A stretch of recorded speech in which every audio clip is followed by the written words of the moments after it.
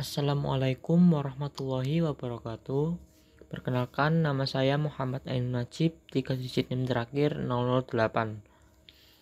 Pada video kali ini saya akan menjelaskan tentang routing dinamis OSPF atau Open Shortest Path First.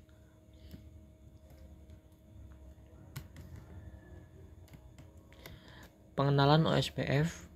Open Shortest Path First adalah protokol routing dinamis link state, yaitu salah satu interior gateway protocol atau IGP paling populer yang dirancang untuk jaringan besar dalam satu autonomous system, menggunakan algoritma Dijkstra untuk menemukan jalur terpendek atau biaya terendah. Metrik yang digunakan adalah cost atau biaya yang biasanya berdasarkan bandwidth. Karakteristik utama OSPF yang pertama ada link state, di mana setiap router memiliki peta topologi jaringan lengkap. Lalu ada hierarkis atau area base, di mana membagi jaringan menjadi area-area untuk skalabilitas. Lalu ada konvergensi cepat, yaitu cepat mendeteksi dan merespon perubahan topologi. Lalu mendukung VLSM atau CIDR, di mana dia akan fleksibel dengan subnetting dan summarization. Lalu juga ada load balancing, di mana dia mendukung equal cost multipath atau ECMP. Lalu ada clashless atau tidak terikat pada kelas IP address. Dan yang terakhir ada authentication, yaitu mendukung keamanan. Lalu ada tipe-tipe router OSPF. Yang pertama ada internal router atau semua interface di satu area. Lalu ada area border router atau ABR. Dia router yang menghubungkan satu atau lebih area ke area 0. Lalu ada backbone router, yaitu router yang memiliki interface di area 0. Lalu ada autonomous system router atau ASBR, di mana router yang menghubungkan domain OSPF ke jaringan border eksternal atau protokol routing lainnya. Lalu ada konsep dasar OSPF, di sini ada struktur dan informasi. Area 0 atau backbone area adalah inti jaringan OSPF. Semua area lain harus terhubung ke area 0. Lalu ada non-backbone areas atau area yang memisahkan jaringan untuk efisiensi dan skalabilitas. Lalu ada link state advertisement atau LSAS, di mana dia adalah paket yang berisi informasi status link router. LSAS dibagi beberapa tipe, yaitu yang pertama tipe 1 atau router LSA, di mana dia berisi informasi router dan linknya. Lalu tipe 2 atau network LSA, dia berisi informasi designated router tentang jaringan. Lalu yang tipe 3 ada summary LSA, yang berisi rute antar area atau yang dikirim oleh area border router. Lalu ada yang tipe 5 yaitu external LSA, yang berisi rute dari luar domain OSPF yang dikirim oleh ASBR. Lalu yang terakhir ada link state DB atau LSDB atau link state database, yang berisi kumpulan semua LSAS yang diterima, dan di setiap router di area yang sama memiliki LSDB yang identik atau sama. Lalu cara kerja OSPF. Di sini ada beberapa 7 tahapan. Yang pertama adalah neighbor discovery, di mana router bertukar paket hello untuk menemukan tetangga OSPF. Lalu ada DR atau BDR election, yaitu terjadi pada segmen multi access. Lalu ada adjacency formation, di mana router membentuk hubungan penuh atau full dengan bertukar database description, link state request, dan link state update. Lalu ada LSDB synchronization, semua router di area yang sama memiliki LSDB yang identik. Lalu SPF tree calculation, di mana router menjalankan algoritma Dijkstra berdasarkan LSDB untuk membangun jalur terpendek. Setelah itu routing table update, jalur terbaik ditambahkan ke tabel routing. Lalu yang terakhir ada maintenance, di mana hello paket dan LSA diperbarui secara berkala atau saat ada perubahan. Lalu ada kelebihan dan kekurangan OSPF. Yang pertama, kelebihannya adalah sangat scalable untuk jaringan besar, konvergensi cepat, mendukung load balancing, penggunaan bandwidth yang efisien (hanya kirim update perubahan). Yang kelima, desain hierarkis yang efisien. Sedangkan kekurangannya adalah konfigurasi lebih kompleks, membutuhkan lebih banyak memori dan CPU untuk LSTP dan algoritma SPF-nya. Lalu yang terakhir, memerlukan perencanaan area yang cermat. Oke, kita langsung masuk ke studi kasus atau project, di mana Anda diminta untuk merancang dan mengimplementasikan sebuah jaringan komputer menggunakan Cisco Packet Tracer. Jaringan yang Anda buat harus menerapkan VLAN untuk segmentasi dan routing dinamis atau OSPF untuk optimasi trafik jaringan. Selain itu, Anda harus melakukan analisis performa jaringan sebelum dan sesudah optimasi menggunakan fitur simulasi trafik. Buat topologi jaringan dengan minimal 3 switch, 2 router, 4 PC, lalu konfigurasikan VLAN 10 untuk divisi IT dan VLAN 20 untuk divisi keuangan. Oke, kita langsung saja masuk ke Cisco Packet Tracer-nya. Di sini saya sudah membuat topologi yang akan dipakai. Oke, baik. Pertama-tama kita akan men-setting untuk VLAN-nya. Kita masuk ke switch 0. Kita tambahkan di VLAN database untuk VLAN-nya adalah 10 untuk IT. Dan 20 untuk keuangan. Lalu kita masuk ke fase Ethernet 1. Ini yang pertama dia VLAN 10, yang kedua ini VLAN 20. Untuk portnya ini yang salah satu adalah PC 0 dan salah satu adalah PC 1. Kita lanjut ke switch berikutnya. Di sini juga sama untuk portnya.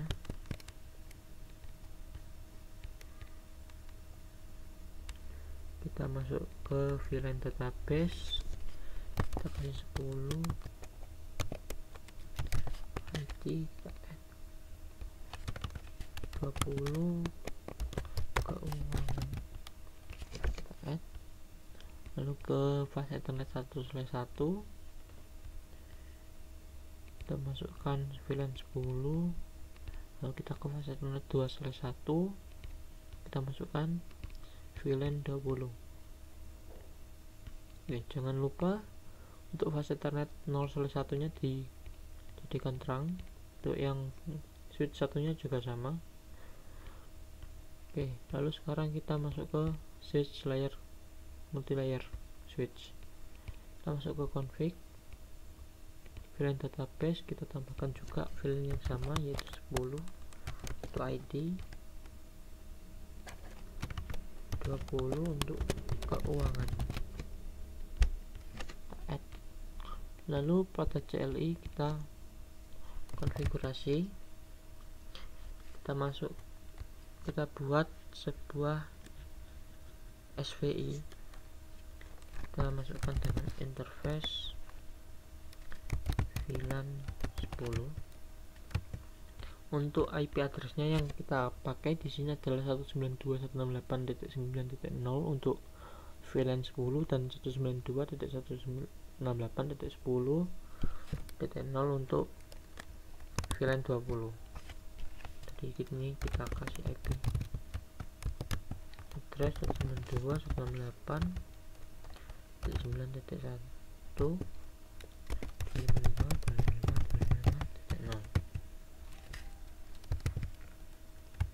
Lalu untuk interface VLAN 20 kita masukkan juga IP address 192.168.10.1 255.255.255.0. Oke, jangan lupa kita aktifkan IP routingnya.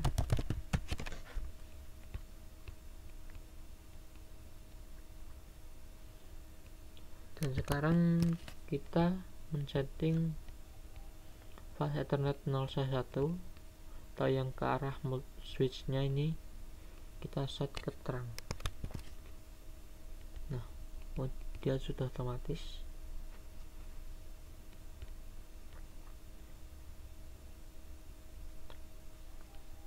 coba saja.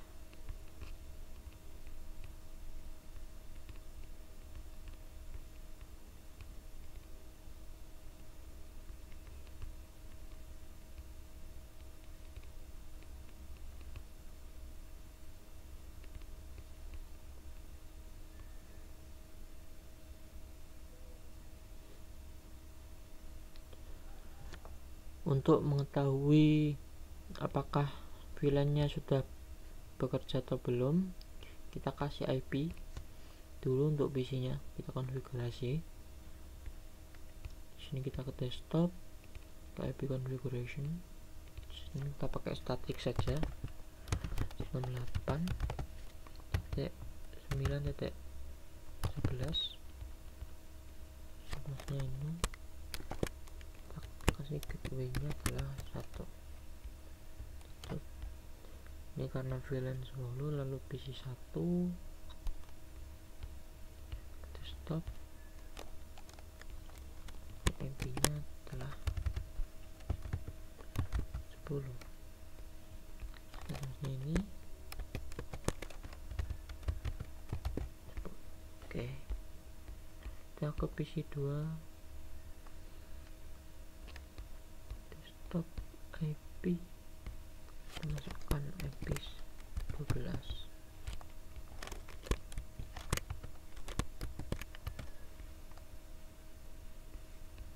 Ke PC 3,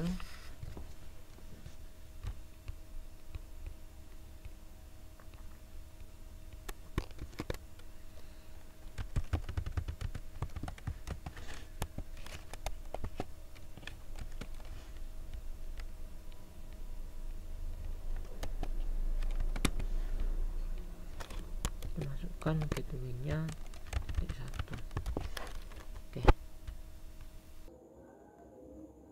Oke, jadi seperti itu untuk setting VLAN-nya. Sekarang kita coba tes, misal dari PC 0 ke PC 2. Ini sesama VLAN, dia sudah successful. Sekarang inter VLAN valid, kita coba lagi. Oke, successful. Jadi di sini kita sudah membuat segmentasi VLAN-nya dengan VLAN 10 dan 20. Sekarang kita setting untuk OSPF-nya. Jadi di sini kita setting terlebih dahulu untuk router 0, atau mungkin mulai dari multi layer switch juga boleh. Kita ke config, kita ke CLI. Oke, di sini kita conf t, lalu kita masuk ke FA 0/3.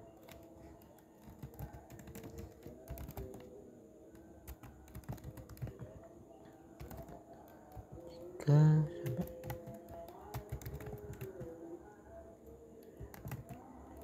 masuk ke interface 0/3.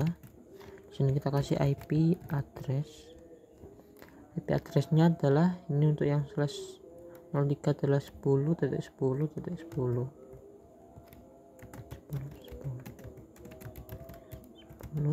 kita kasih .1, 255, 0.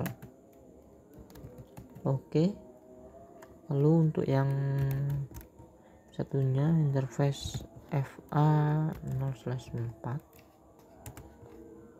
Di sini IP-nya 11.11.11. Kasih IP address 11.11.11.1. Subnetnya /24. Oke. Di sini kita udah memberikan IP untuk kedua ini. Coba kita lihat.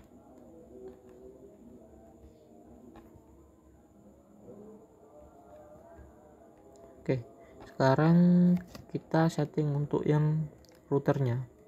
Kita ke router 0, kita ke CLI,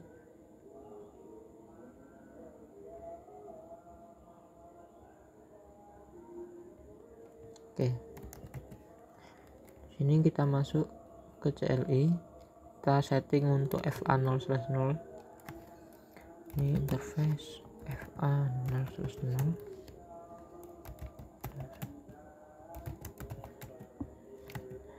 Kita kasih IP address 10. Untuk ini 10.10.10.10.2. kita pakai 11.24.55. Oke, kita masuk ke yang satunya, ini FA1/0.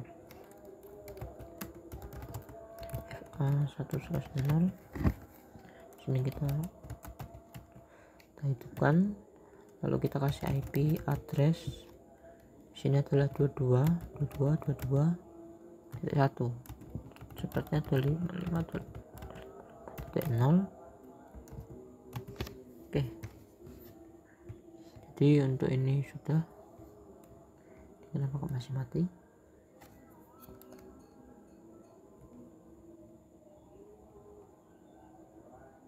Oke, kita masuk ke router 1. Kita setting konfigurasi IP-nya juga. Di sini kita masuk ke CLI. Sebentar.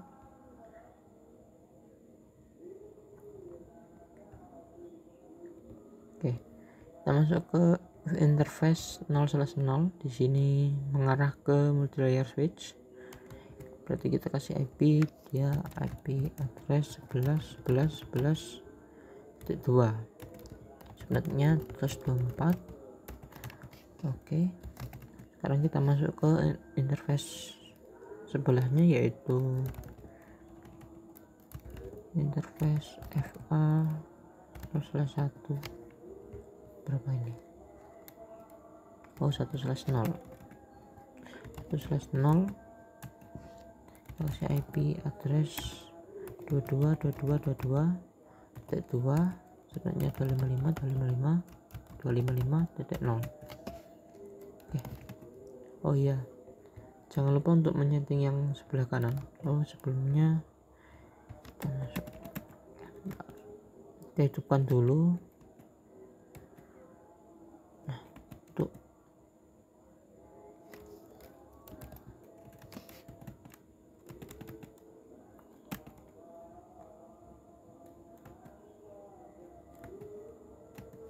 kita hidupkan.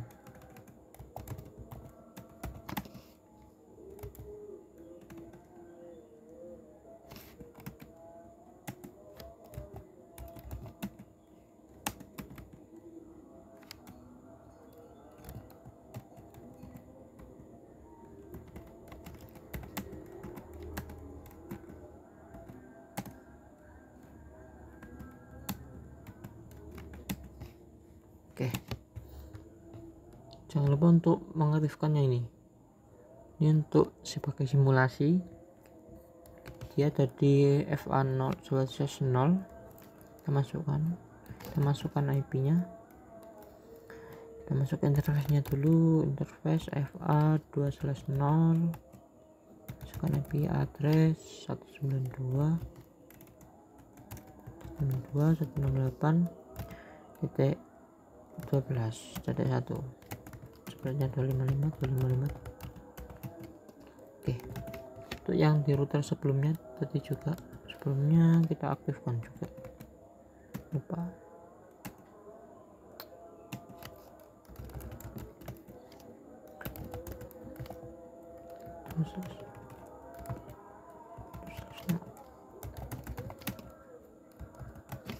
Oke, kita ke router 0 tadi, kita masuk ke slash FA2/0 interface FA2/0.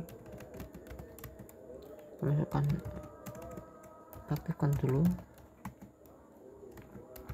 IP address 192.168.11.1. ya benar, 255.255.0. Oke, itu untuk konfigurasi IP-nya. Sekarang kita konfigurasi untuk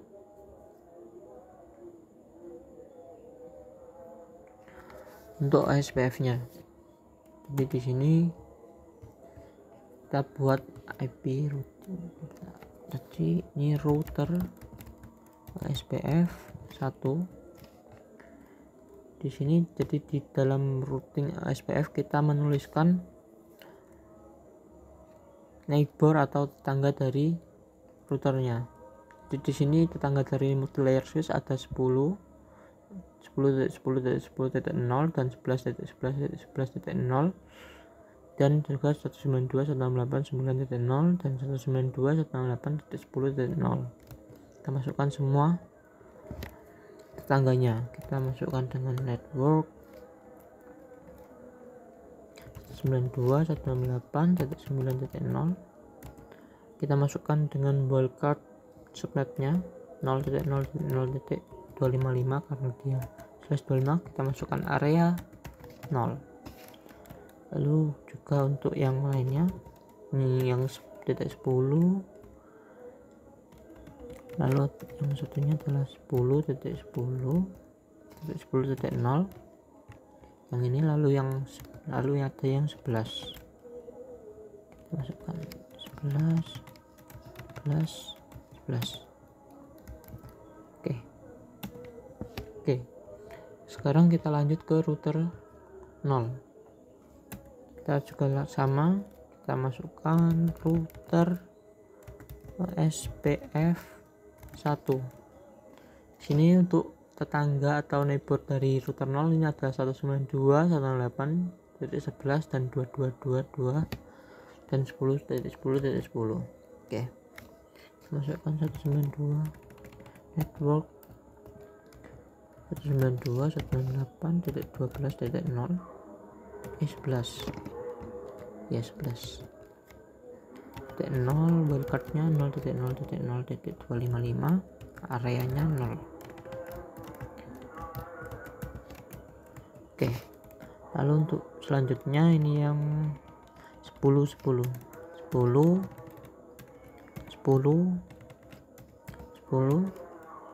lalu juga untuk yang ke arah router 1 kita pakai 22. Nah, ini. Oke, untuk router 0 sudah selesai. Kita masuk ke router 1. Kita setting juga sama, masuk ke router SPF 1. Di sini kita masukkan neighbornya dengan network. Di sini neighbornya ada 22 ini tadi, lalu ada 192.168.12 dan 11. Oke, masukkan 192.12.12.0.0.0.255. kita masukkan area 0. Lalu kita masukkan juga untuk yang sebelahnya, yaitu 11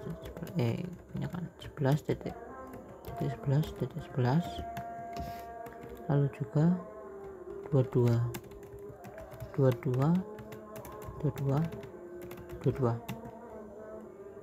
Oke, kita tunggu untuk routernya melakukan proses. Nah, ini jadi dia melakukan loading atau seperti yang langkah-langkah tadi yang sudah ada di PowerPoint. Jadi dia membuat tabel routing. Sekarang coba kita cek tabel routingnya.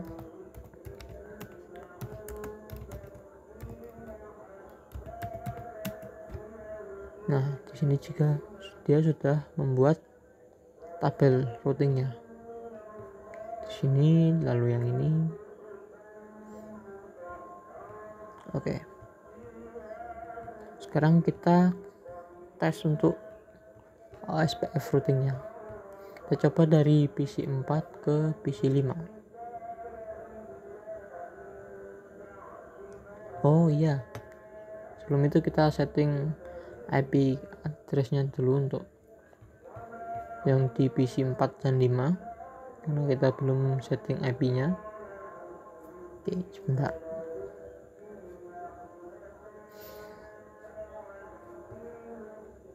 Kita tutup.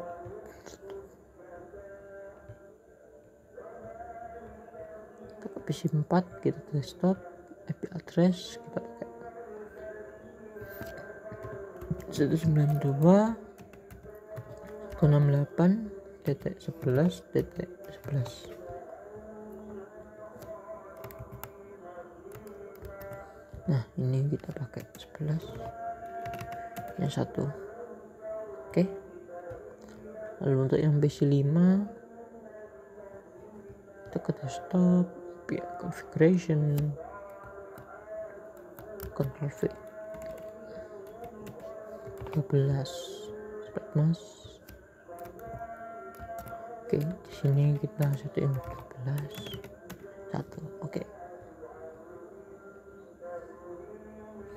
Oke, sekarang kita coba dari PC4 ke PC5.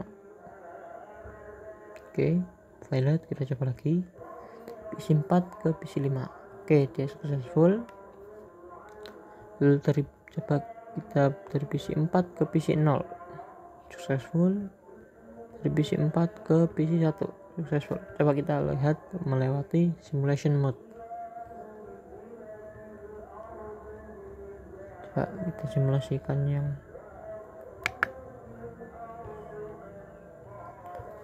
dari PC5 ke PC1.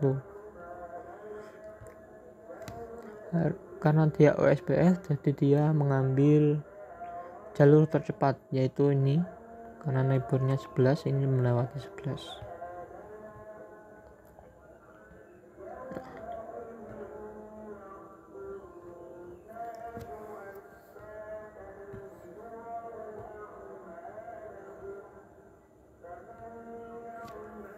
Dia successful. Sekian dari saya. Mohon maaf jika ada kurang lebihnya. Wassalamualaikum warahmatullahi wabarakatuh.